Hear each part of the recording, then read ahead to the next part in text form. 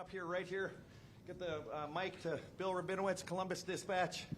Yeah, Cody, you had 10 tackles today. The defense after the first drive really shut them down. What was the key to doing that?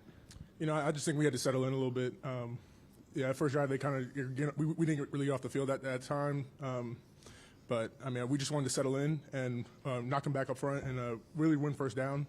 And I think we did a good job. And you know, when we were able to pass rush, you know, a lot of good things happened. So. Over to the left, Dan Hope, 11 Warriors. Cody, it felt like you guys played with a lot of confidence out there, like you guys wanted to make a statement. I guess just what do you feel like all that came from today?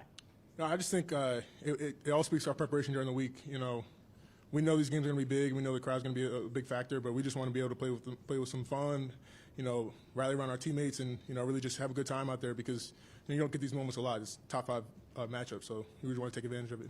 Over here to the right, Austin Ward, the podcast. Cody, when those opportunities to blitz are called and it's going to be your turn, what goes through your mind? It just seems like you're really thriving in those situations right now. Yeah, what I focus on really is just doing my job. You know, we practice those a lot during the week, and I just try to do what they tell me to do, and you know, just rely on my instincts that they give me, and you know, I'm thankful I was in that position, and you know, I'm really just happy that we were able to get those stops.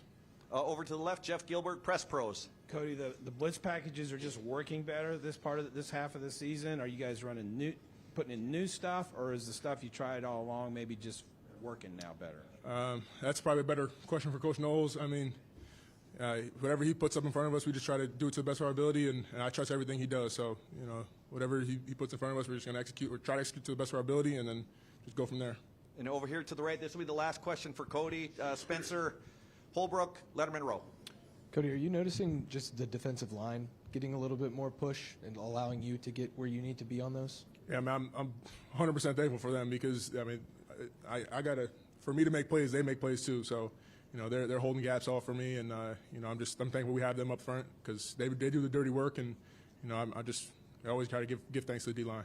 Great. Cody, thank you very much. All right, folks, we're going to bring Jack Sawyer up to the main podium and send Caden Curry to one of the back ones. Open up the questions here for Jack. Okay. You know what we're going to actually do? Jack, I'm going to move you back to one of the tables as well. Sorry about that.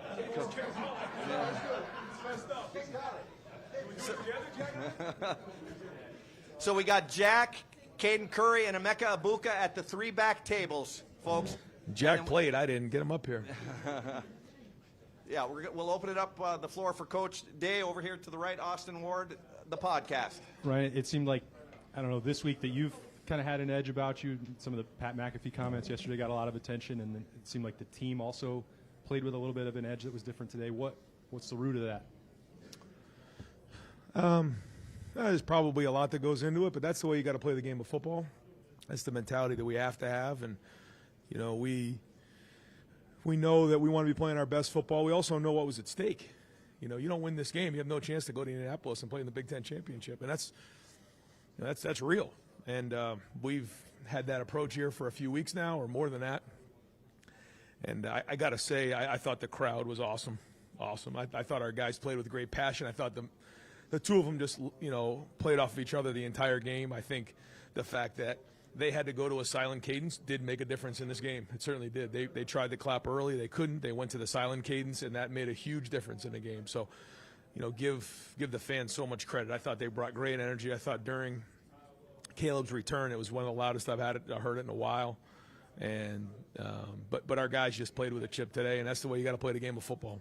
Over to the left, Rob Aller, Columbus Dispatch. Yeah, Ryan, are you heading to Vegas right after this since you guaranteed a punt return for a touchdown and it came to fruition? What did you see there? And was there ever a question of him not returning punts in terms of injury or the risk reward there? Yes. Oh yeah. We take everything into consideration, and we made the decision a couple weeks ago that we felt Caleb, really about midway through the season, you know, after the Oregon game, we just felt like Caleb needs to be more involved and make more an impact on games. I think that what's been happening on defense, you know, has kind of shown that that's happened, and then we felt like as a punt returner, he was dynamic with the ball in his hands. You know, he when he was in high school, I saw it live and in color. You know, I felt like he could play running back here at Ohio State. And when you're in the special teams, you know, meetings every day and putting the work in that these guys are putting in, it's a great example to the other players that, you know, you may not see the results, but if you trust the process, good things are going to happen. And now, you know, we've had 3 weeks in a row, we've had a punt block, and then and now a punt return for a touchdown. And those are big plays in matchup games. Those are the things that we got to have. I felt like we made some good personnel changes there. And, you know, Brian Hartline deserves a lot of credit. He's the one that heads up the punt return. And, you know, he and Rob Keys, I mean, it's everybody. We all coach it. You know, Tim Walton coaches the jammers, which I thought Denzel and Jermaine did a great job on that play. I'm going to go back and watch the film, but there was great effort on that play. And so that's one of those things we got to make sure that we celebrate the efforts on those plays, because those are game-changing plays. And but give Caleb, you know, all the credit he deserves. You know, I felt like we had a chance to return it based on what had happened earlier in the game. If the jammers gave us a chance, the punt was a little short, and I said, "Oh man, here we go again," because we've had a lot of short punts. It bounced off the turf, and Caleb's, you know, decides he's gonna return it. Made a few guys miss, and then just some great effort on that play to go turn good into great, and again a game-changing play. Over to the right, Dylan Davis, Delaware Gazette. Ryan, the end of the game offensively for you, that was an interesting sequence. Trey goes down at the 1 yard line. You decide to run 2 plays anyways to score. What was that decision all about, and was there anything to that? Well, you know, at the end of the game, we're in a 4-minute drill, like you saw in the Penn State game. You know, we call that downtime, which means, you know, once we get the first down in that moment, we feel like the game's probably over. You know, he scored it free and brought it all the way down to the 1 yard line. And I think maybe it triggered, like, at the last second, oh boy, I got to get down here. So we didn't have to put our defense back on the field. Then we decided to at least milk 45 seconds off the clock. We're on the 1 yard line, and we just felt like we wanted to put an exclamation point on the win by go ahead and sneaking it in. Over to the left, Cameron Teague Robinson, The Athletic. Ryan, there's a lot of talk about Indiana being the most explosive passing offense you've played since that Oregon game. What can you say about the game plan Jim put together, or just what the defense did that seemed to rattle Curtis Rourke all day? Yeah, I felt like the plan going in was excellent, but and I thought the defensive staff did a great job with it. I felt like Jim had a great plan. I thought Tim and Matt both did an excellent job all week. I thought Larry's guys played with their hair on fire. I thought James did a nice job. So I think everybody on the defensive side deserves credit. But like we talked about this week, this game is played by players, not coaches. It's about players, and our players played hard today. And you know, I felt like the defensive line won the line of scrimmage. I felt like we got after their offensive line in terms of getting into the backfield. I thought our guys in the secondary covered well, because we knew they were going to take shots down the field. We still have too many of these pass interference calls that we got to get cleaned up. That's just the truth. But and I thought the linebackers, at least it looked like on film, were timing up the blitzes really well and getting into the backfield. Over to the right, Stephen Means, Cleveland.com. Right, I know you want to celebrate a win like this as much as possible, second top 5 win of the season, but now comes the game that a lot of the people on this roster came back for, including some guys in this room. How do you quickly make that turnaround and get ready for the Michigan game next week? Yeah, well, it's just that. We know we need to at least celebrate and enjoy the win, but it's not going to be a late night. We all need to get to bed. We need to get our rest. We need to enjoy it. You can't just have a top 5 win like this and just move on. The minute it hit 000 on that clock, it was on to the team up north, on to the rivalry game. We know what's coming, and how important this week is for everybody in the state of Ohio and Buckeye Nation, and most importantly our team and our obligation to play really well next week and win that game. But we also need to make sure we take a deep breath and recognize the things that happened today. We'll do that tomorrow during our champions meeting, celebrate the guys who played really well, and then move on, because it's easy just to move on, but there's a lot of work that gets put into a win like this, and it's a top 5 win. So we'll get some good rest tonight, make sure we get to bed early, and then we'll wake up tomorrow and make sure we get back to work. folks, we're going to do 2 more questions with Coach Day, and then we're going to bring Caleb up for a handful of questions, and then Will. And I do want to share that Will completed 80% of his passes for the 6th time this season. That's a single season and a career record. No other Ohio State quarterback's ever done it. Spencer Holbrook, Letterman Row. Yeah, on that subject, Ryan, Will's start, I think he was 14 of 14 and was really seeming to spin it. What are you seeing from him in his preparation that makes him get off to these starts? Whether it's early in the season 10 for 10, I think he's had 3 or 4 of those, and then today 14 of 14. What do you see from that makes him so good early? I think Buckeye Nation is now seen after 11 games. This guy is a winner. He's tough. He cares about his teammates. He's a leader. There was a tough spot this week when we lost Seth in practice, and he, along with the offensive line, Donnie and Josh, really just raised the spirits of everybody, and that's hard to do when you lose somebody who makes such an impact like Seth. But he's got great resilience, great toughness. He's the heart and soul of our team. But there's more to it than just Will.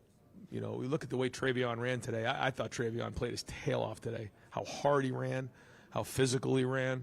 I thought Quinshawn had some good runs, but Carson Hinsman stepping up and playing center, and Austin. So there's a lot of things that we need to celebrate. And after a game like this, and you feel like you want to make sure you're recognizing those guys, but like somebody said, it's going to be on in the next game quickly, and we got to learn from it, keep growing, because there is some things coming out of this game that I wasn't very happy with. Especially the way we're down in the red zone, don't get in early on. We have a turnover there in the red zone. That could have been a whole different score at halftime. And that was not good. But we were resilient. The crowd just kept swinging. It was awesome. You could just feel the crowd was like, there's no way this thing's going to go any other way, and that's kind of how it all played out. Final question for Coach Day. Bill Rabinowitz, Columbus Dispatch. You just kind of talked about it a little bit, but a major storyline was the offensive line coming into this game. How do you think it held up?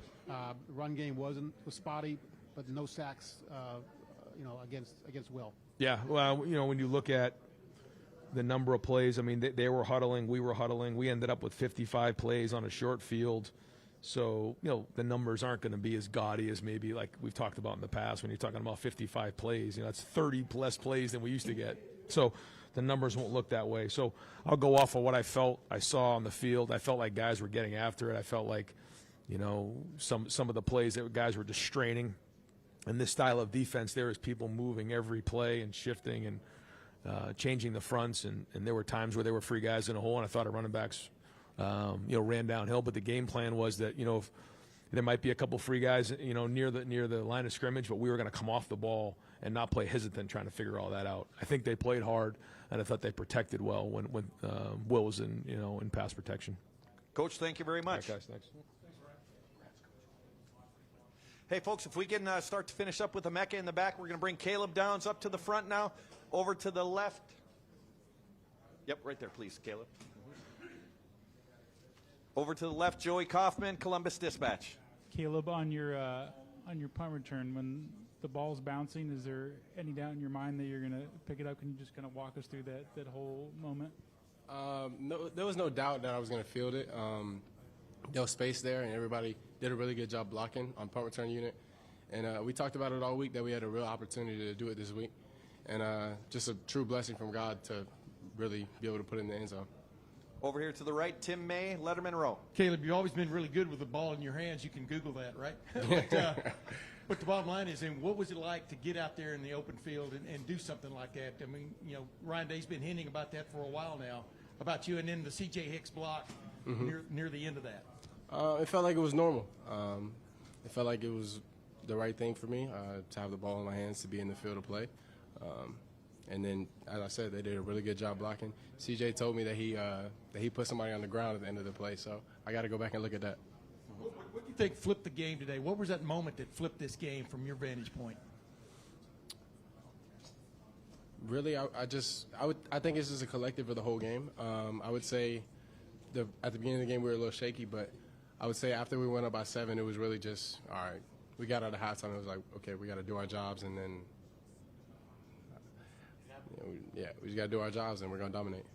Over to the left, Cameron Teague Robinson, The Athletic. Caleb, in what way can you put into words the run this defense has been on the last 4 or 5 games? I would just say process-oriented, just truly trying to get prepared every week, trying to get ourselves in the best position and the best mindset to play, and really go into the game like they're not going to score. We're dominating the whole game. And at the end of the game, we let up a few plays that we really should not have. So we can't do that again, and we got to finish and play full 60 minutes. But really just go into the game like we're dominating and nobody's gonna move the ball, score the ball on us, and that's what we're going to do.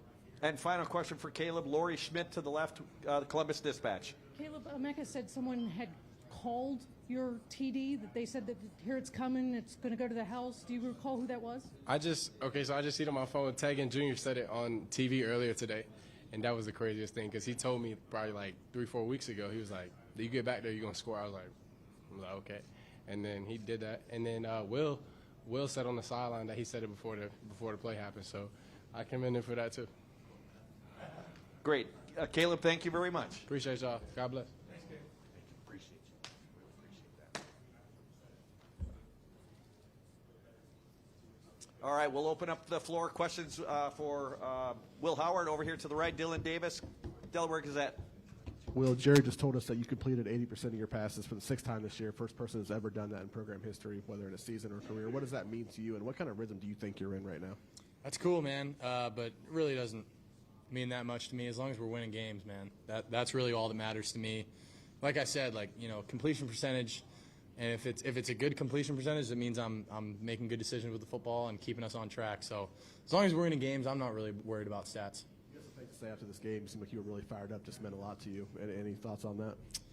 No, man. I just, I'm just proud of this team, man. I'm proud of this university. I'm proud of Buckeye Nation for showing up and being loud and making an impact on the game.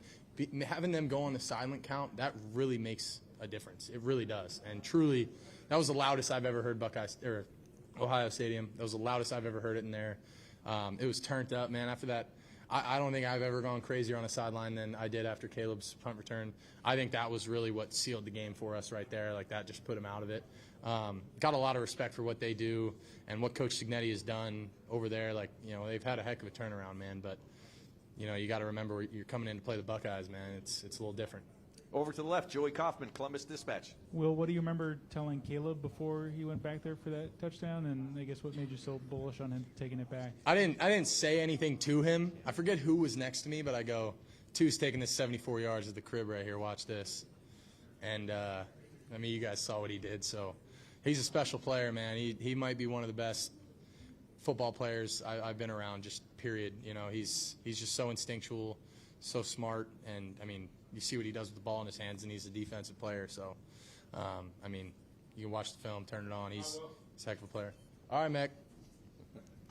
Over to the right, Stephen Means, Cleveland.com. Well, I know you want to enjoy a win like this, but now you're going to turn around and play a game that a lot of your teammates came back to play in. Just talk about your anticipation, excitement to play against Michigan next week. I can't wait, man. I can't wait. I'm like I said, I'm stoked. I'm fired up. This one's for those guys that came back. This one's for Buckeye Nation. We've been. I feel it, man. I can just feel it. There's been that hurt the last 3 years. This rivalry game. It's the first thing that I heard when I came here on my visit. Beat the team up north, and it's the first goal we have every single year. Beat the team up north, and you could say anything about records, man. That's going to be a hard game every single year. They're going to bring it. We're going to bring it. And I want to do this, man, for Coach Day. I want to do this for the guys that came back, for Emeka, for Trey, for JT, for Jack, for all those guys that came back, Tyleek, Ty, I could go on. But I want this for them so bad because they've been here. I've seen it from a distance, and, I feel it, and I'm a part of it now, and I want this for me too, but I want this for those guys. I want it for Coach Day.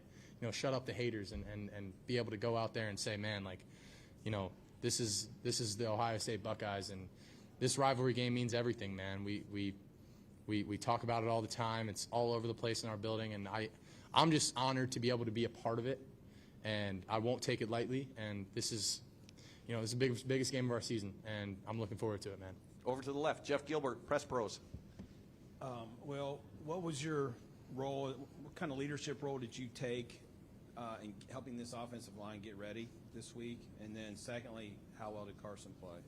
I'm so proud of those guys, man. For them, for him and Austin to step into new roles. You know, Austin was playing right guard early in the season. Now he's playing left guard. You know, for those guys to be able to step in like they did, I was just so proud of them. And really, all week, you know, I just told those guys, I was like, dude, I'm not worried. I'm not worried about you guys. You guys have played a ton of football. Carson started 12 games last year, and he's a good football player. I wasn't worried about it at all. I just hurt for Seth, you know.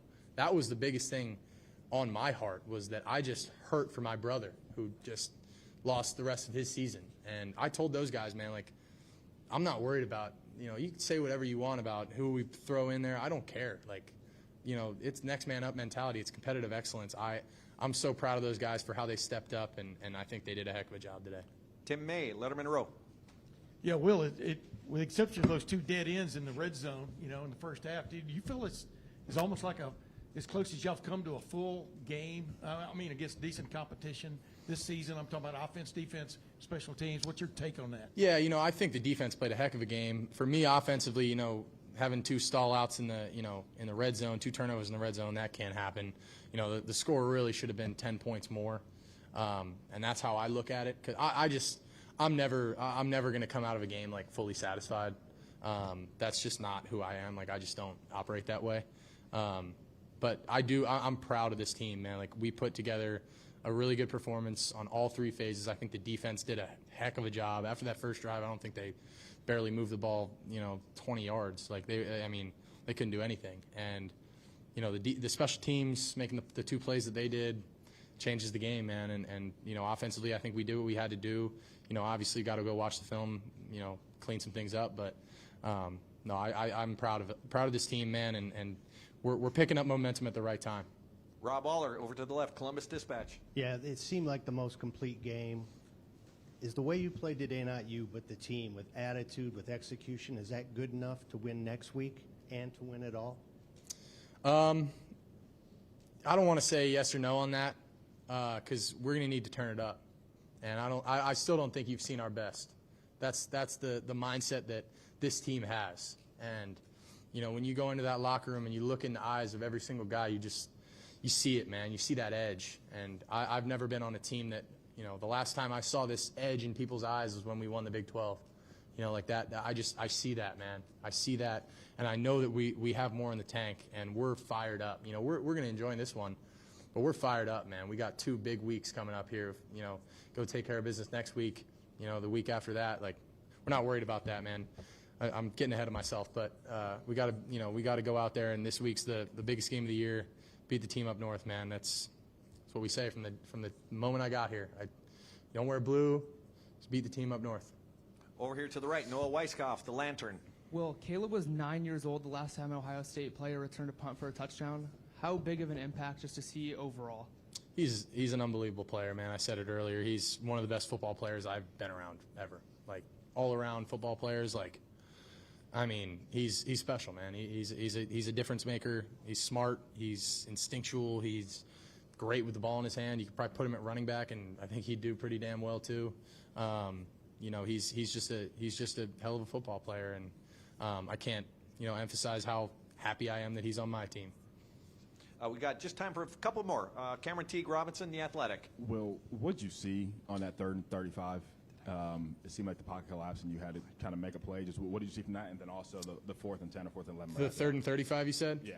Yeah, that one. I don't have many answers for that. Like, you just kind of have to make a play, and Carnell did a great job on the scramble drill, restarting.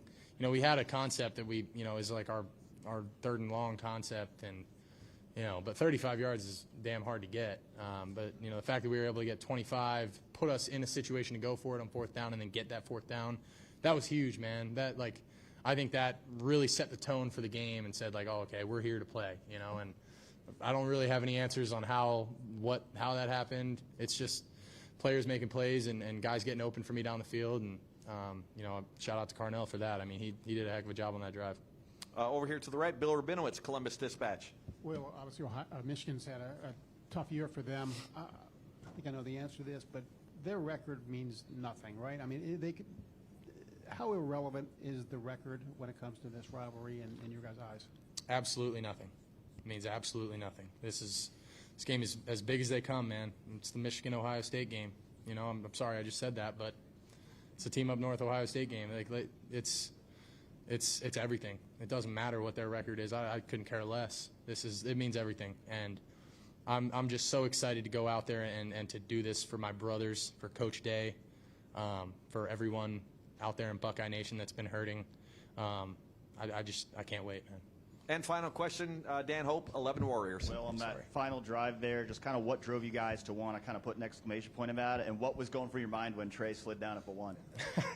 Hey, I said you're a better man than me, dude. I don't know if I would have got that far down the field. I don't know if I would have slid down at the 1, but hey, man, he's being a smart football player, and you know, we wanted to put an exclamation point on that thing, and you know, kind of remind him, you know, what the Buckeyes are about, man, and you know, you get what you accept, or you accept what you ask for, and you know, I think, you know, I got a ton of respect for those guys. Like, that was not in any way disrespectful. Like, we were just trying to put an exclamation point on the game, and you know, it was just, we're on the 1 yard line. Let's go score. You know.